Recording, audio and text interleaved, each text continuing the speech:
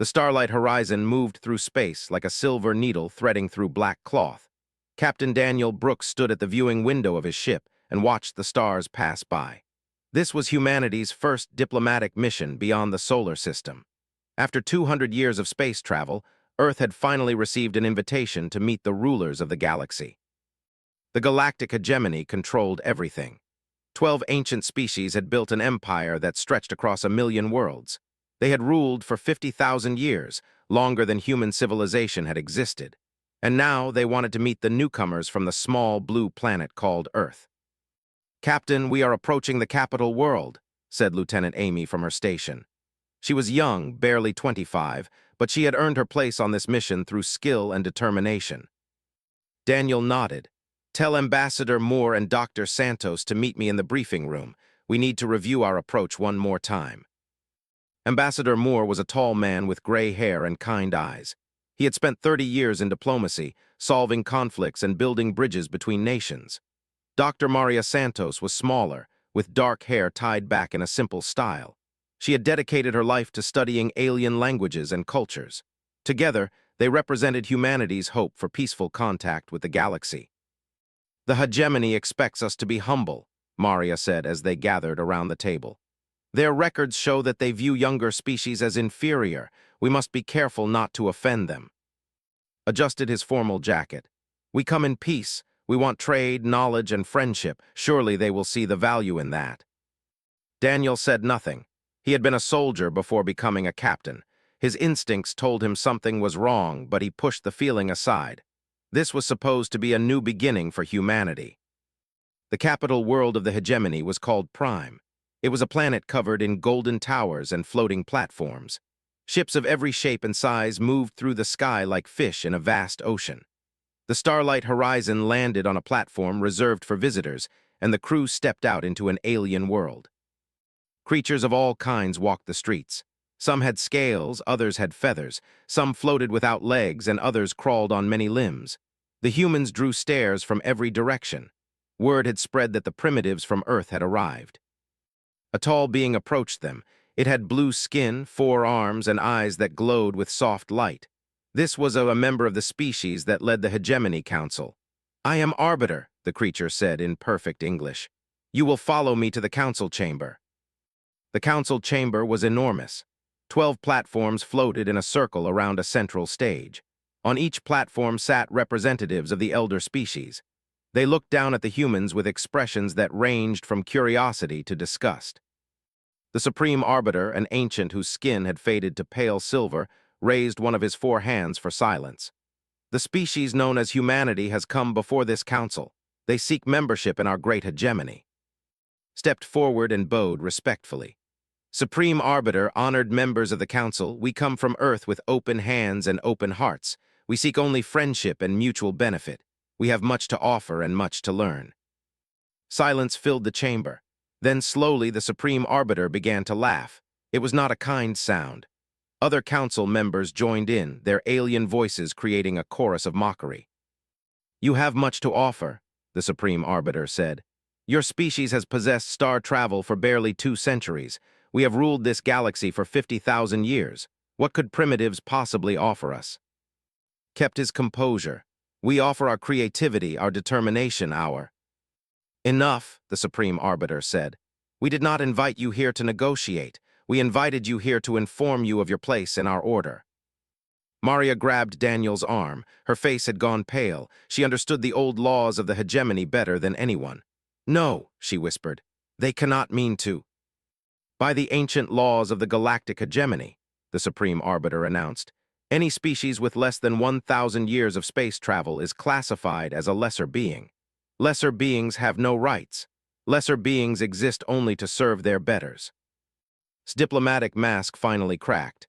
"You cannot be serious. We are a free people. We will never—" "Humanity is hereby declared a slave species," the Supreme Arbiter continued, ignoring him completely.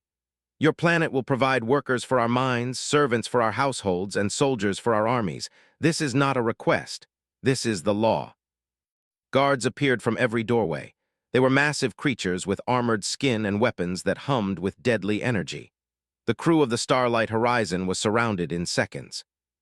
Daniel moved fast. He grabbed Amy and pushed her toward a side corridor. "Run," he ordered. "Get to the shuttle, get back to Earth, warn them." Amy hesitated for only a moment. Then she ran. Behind her, she heard the sounds of struggle as her were taken. She heard shouting about rights and laws. She heard Maria crying out in her alien languages, trying to find words that might save them. But there were no words that could save them now. Amy reached the shuttle bay with guards right behind her. She jumped into the small craft and launched before they could stop her. Energy blasts hit her shields as she climbed into the sky. Warning lights flashed across her controls, but she kept flying. She made it to open space. She activated the jump drive, and as the stars stretched into lines around her, she carried with her the worst news in human history. Earth's children had been declared property. Back on Prime, Daniel and the others were dragged to holding cells. They passed other prisoners along the way, members of species that had been enslaved for centuries. These beings had empty eyes and broken spirits. They had forgotten what freedom meant. An old creature with gray fur and sad eyes looked at Daniel as he passed. "You are the new ones," it said. "The humans, we heard you were coming." "We will not accept this," Daniel said. "Earth will come for us." The old creature shook its head slowly. "That is what we all said. That is what every species says, but the hegemony always wins. They have won for 50,000 years. Daniel set his jaw. "Then it is time for them to lose." The creature said nothing more, but something flickered in its eyes, something that might have been hope. 3 weeks later, Lieutenant Amy's shuttle emerged from jump space above Earth. 3 weeks had passed since Amy brought her warning to Earth. In that time, the world had changed completely. Nations that had argued for centuries now worked together. Factories that made cars now made weapons. Scientists who studied medicine now studied war. Admiral Lisa Grant stood in the command center beneath the Rocky Mountains. Screens covered every wall, showing the positions of satellites, defense platforms, and the approaching enemy fleet. She was 52 years old with short gray hair and eyes that had seen too many battles, but she had never seen anything like this. 300 ships, said Commander Rachel, her second in command. Rachel was younger, with red hair and a mind that could calculate battle strategies faster than most computers. "They are not even trying to hide. They think we are helpless." Lisa nodded slowly. "That is their first mistake. What is their formation?" "Standard hegemony approach. Transport ships in the center, warships on the outside. They expect to land, collect their slaves, and leave. No resistance expected." General Cole entered the room. He was a large man with dark skin and a voice that could command armies. As Supreme Commander of Earth's unified military forces, every soldier on the planet answered to him. "Admiral Grant, the orbital platforms are ready. Chief Engineer Henderson reports all systems are operational." "Good," Lisa said, "and the ground forces?" "Every nation has mobilized. If any of those ships land, they will face the combined armies of Earth." Lisa turned back to the screens. The hegemony fleet was beautiful in a terrible way.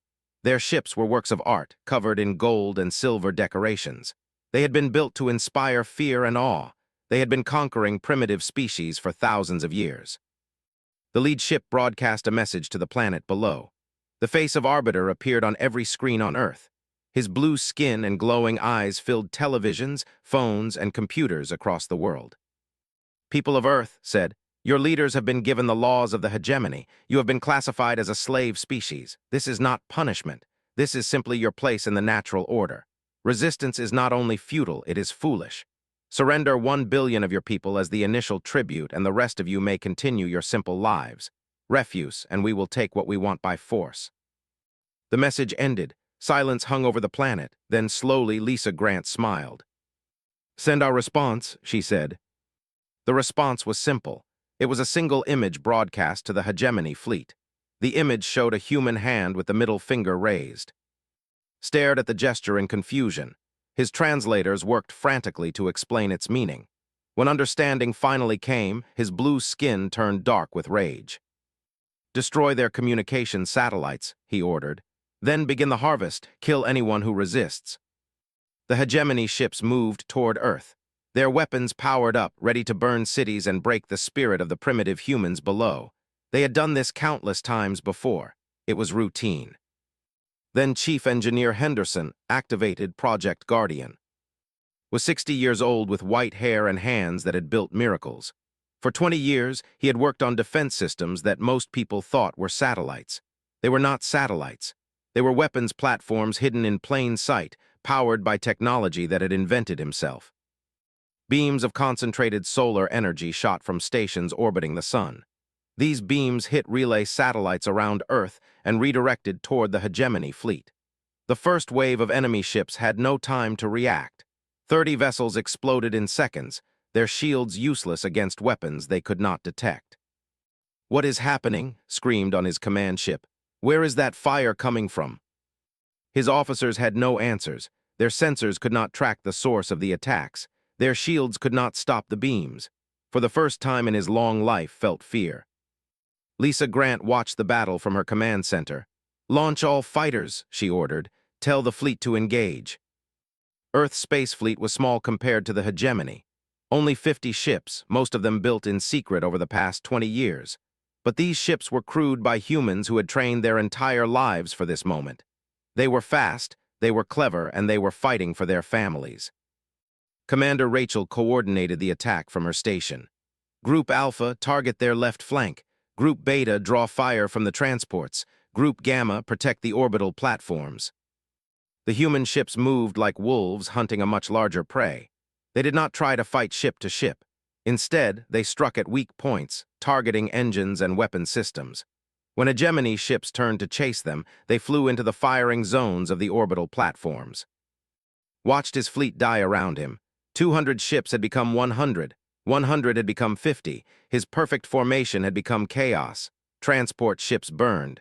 Warships tumbled through space with holes in their hulls. "This is impossible," he said quietly. "They are primitives. They have only had space travel for 200 years. How can they do this?" One of his officers answered with a shaking voice. "Sir, their weapons are unlike anything in our database. Their tactics do not match any known patterns. They are not fighting like a young species. They are fighting like something that has been at war for its entire existence." The officer was right. Humanity had been fighting since the first human picked up the first rock. War was in their blood, in their history, in their very souls. The hegemony had grown soft over 50,000 years of easy conquests. They had forgotten what it meant to face an enemy that would rather die than surrender. 6 hours after the battle began, it ended. Of 300 hegemony ships, only 88 survived. They jumped away from Earth as fast as their damaged engines could carry them, leaving behind the wreckage of their fleet and the bodies of their crews. Arbiter stood on the bridge of his crippled ship and stared at the planet that had humiliated him. His fleet was gone. His reputation was destroyed. And worst of all, the primitives had sent another message as he retreated. It was a simple text communication. "Next time, send more ships."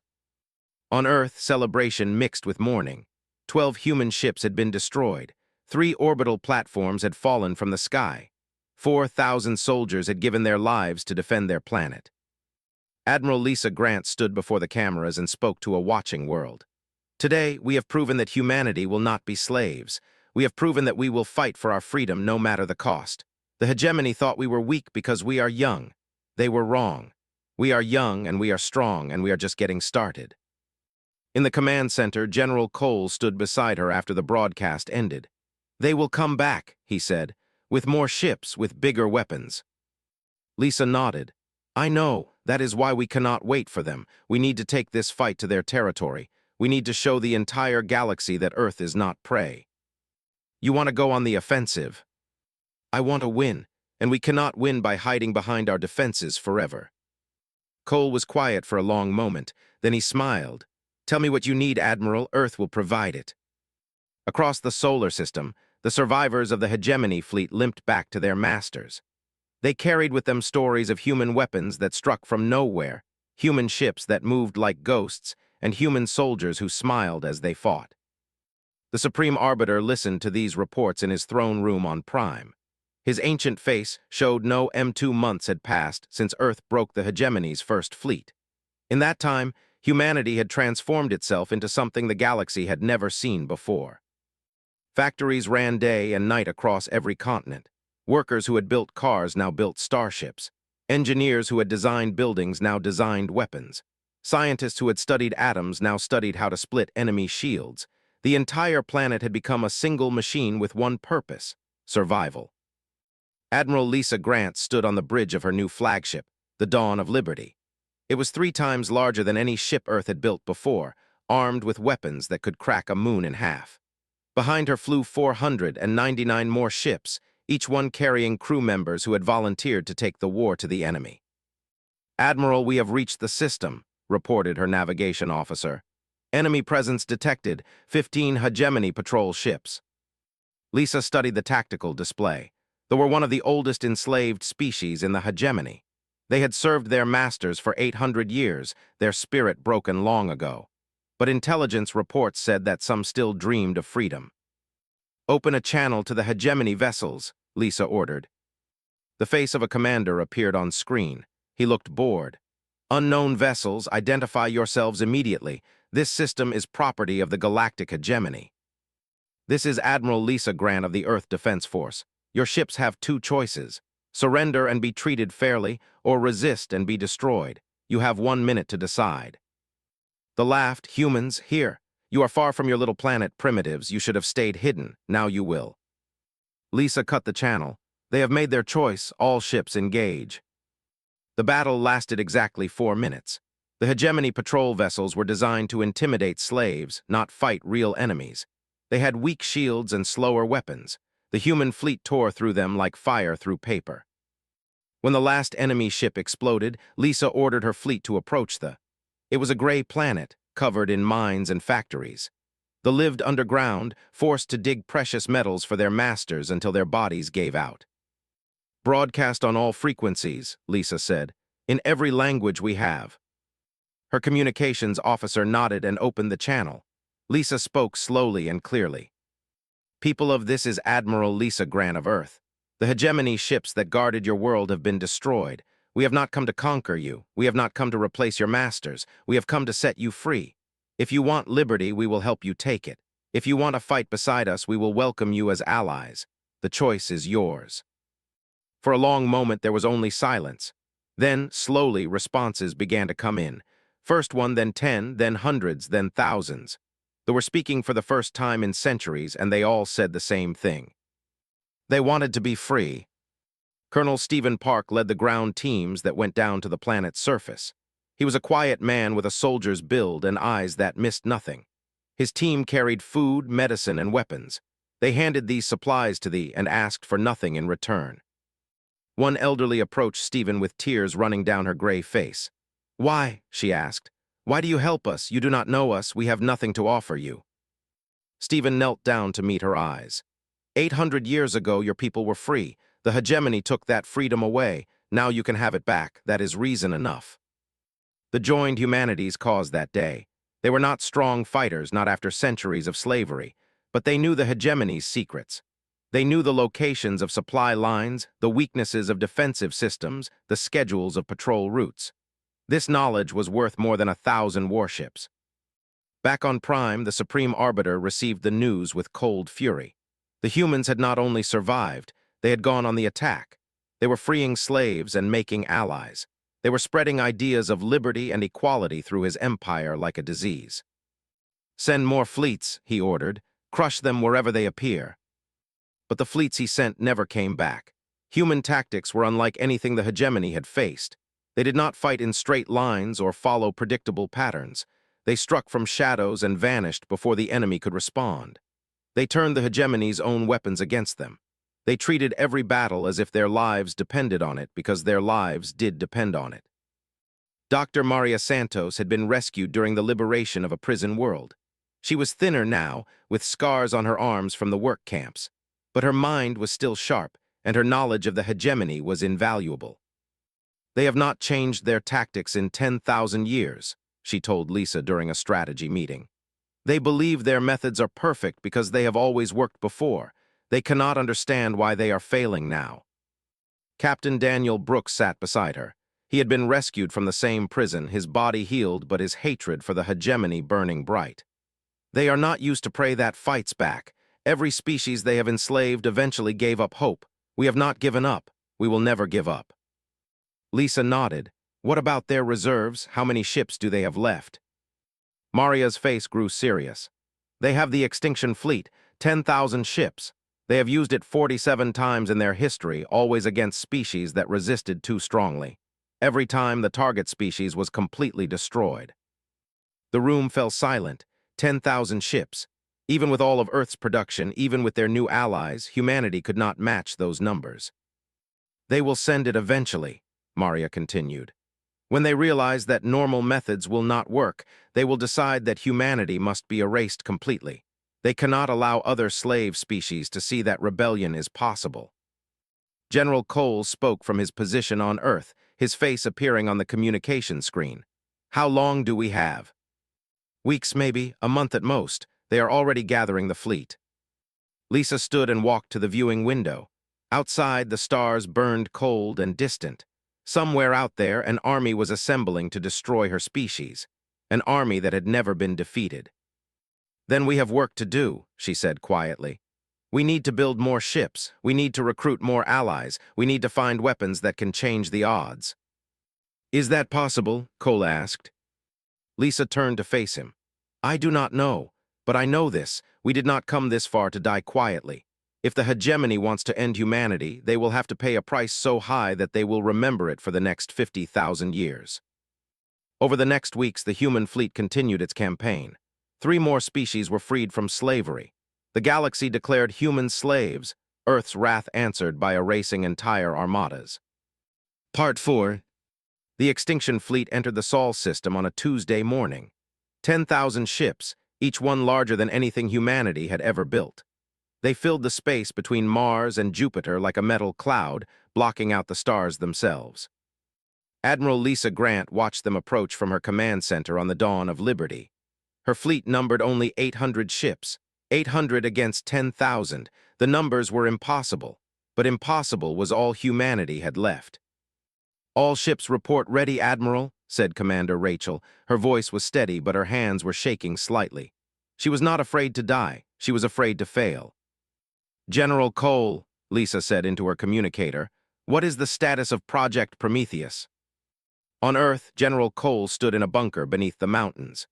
Around him, engineers worked at dozens of stations, monitoring systems that had never been tested in real combat.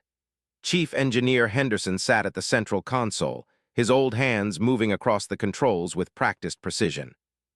Prometheus is ready, Cole replied. But Admiral, you need to understand something. We only get one chance at this. If we activate too early, they will see what we are doing and scatter. Too late, and there will not be enough of our fleet left to matter. Lisa nodded. I understand. Hold until my signal.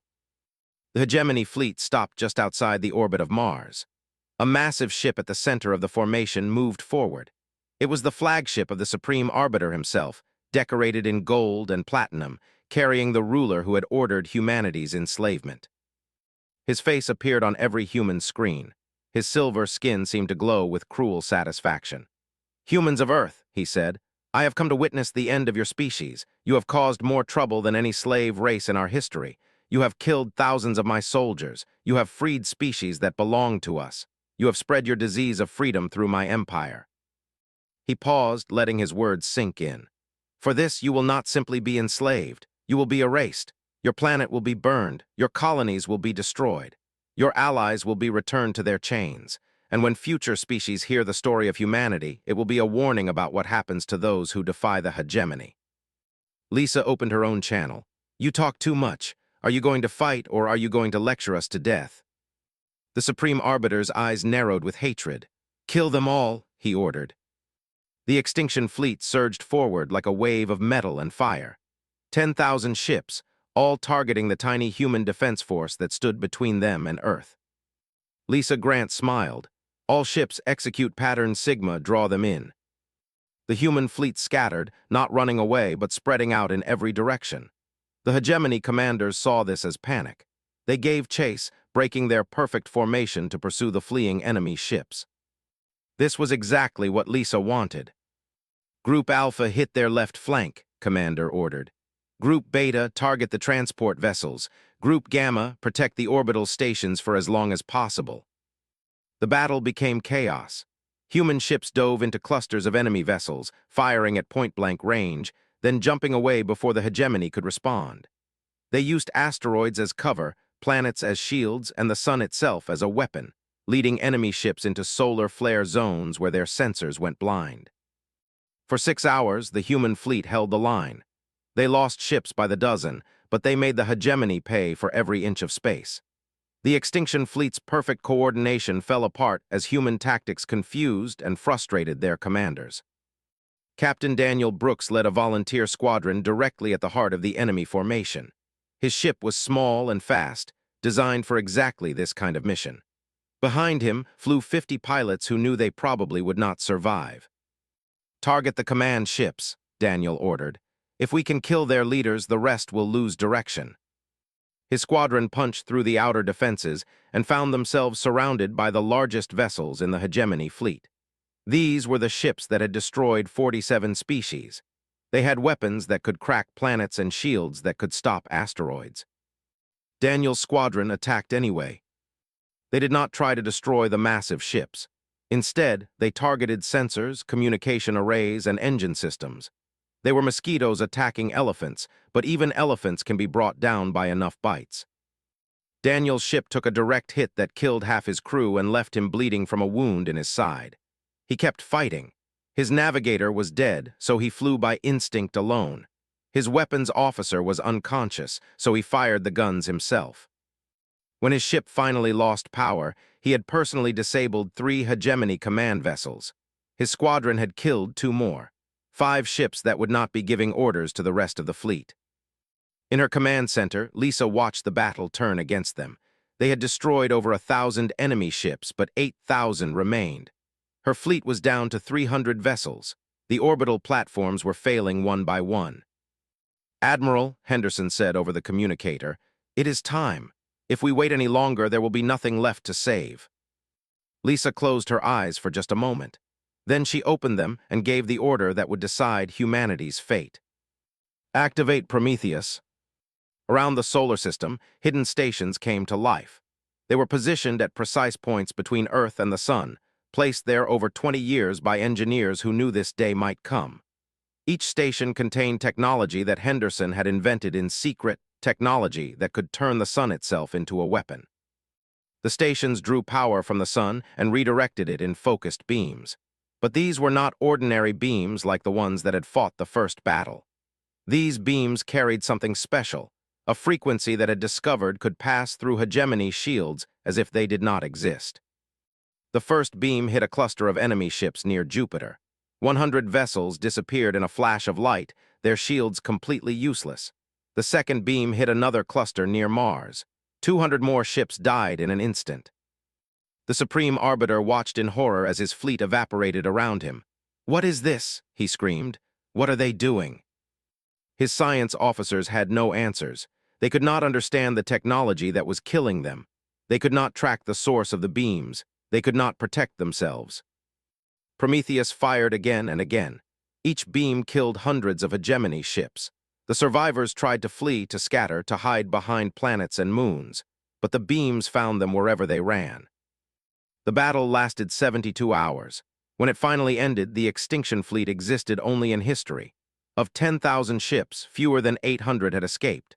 The Supreme Arbiter's flagship was among the survivors, but barely.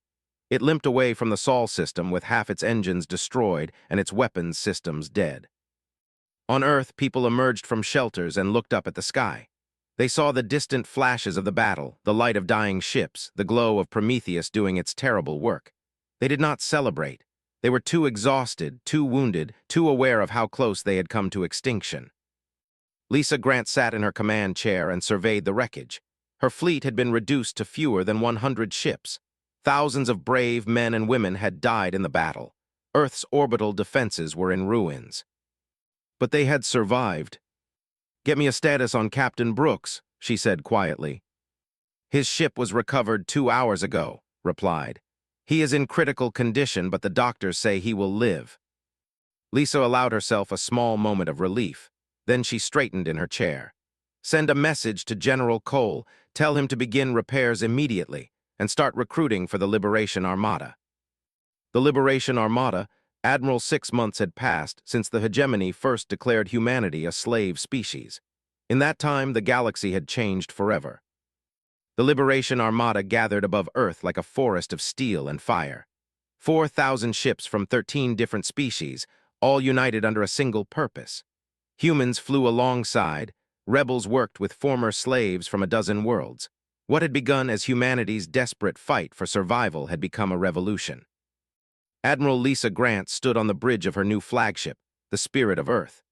It was the largest ship ever built by human hands, powered by technology that combined the best of every species in the Alliance. Around her, officers from 5 different worlds worked together as smoothly as if they had trained their entire lives for this moment. "Admiral, all ships report ready," said Commander. "The fleet is prepared to jump." Lisa nodded. She looked around the bridge at the faces of her crew. Human and alien alike, they all carried the same expression: determination mixed with fear, hope mixed with grief. They had all lost friends and family in this war. They were all ready to end it. "Open a channel to the entire fleet," Lisa ordered. Her voice carried to every ship in the Armada. "Today, we end a tyranny that has lasted 50,000 years. Today, we free every species that has ever worn the chains of the hegemony. Some of us will not survive. Some of us will never see our homes again. But our children will live free. Our children will look up at the stars and know that they can go anywhere, be anything, dream any dream. That is worth fighting for. That is worth dying for." She paused. All ships jumped to prime. The fleet vanished from Earth's orbit in a flash of light. A moment later, 4,000 ships appeared above the capital world of the galactic hegemony. The defenses that waited for them were formidable. Every ship the hegemony could gather had been recalled to protect there. 3,000 vessels formed a wall between the planet and the Liberation Armada. Orbital fortresses added their weapons to the defense. The Supreme Arbiter had bet everything on this final battle. Ambassador Moore stood on the bridge of a diplomatic vessel at the rear of the human formation. He had been freed in a prisoner exchange 3 weeks ago, returned to his people thin and but unbroken. Now he had one more mission to complete. "Open a channel to the Hegemony Command," he said.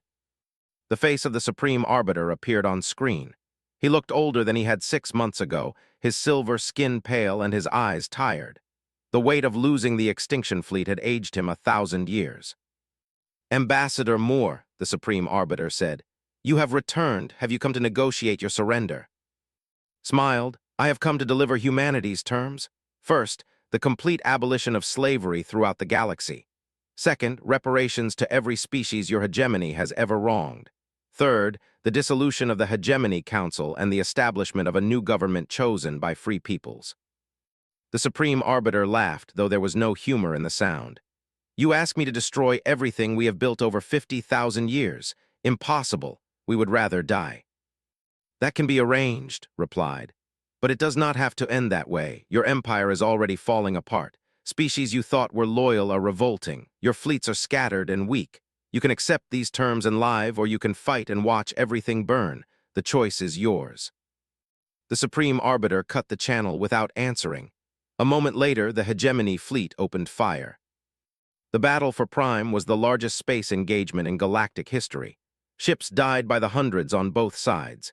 Energy weapons turned space into a sea of light and fire. Debris from destroyed vessels formed clouds that blocked sensors and created deadly navigation hazards. Lisa Grant commanded her fleet with a calm precision that inspired everyone who watched. She had learned from every battle, studied every enemy tactic, prepared for every possible situation. Her orders came quickly and clearly, moving ships like pieces on a chess board. Group 7 reinforce the left flank.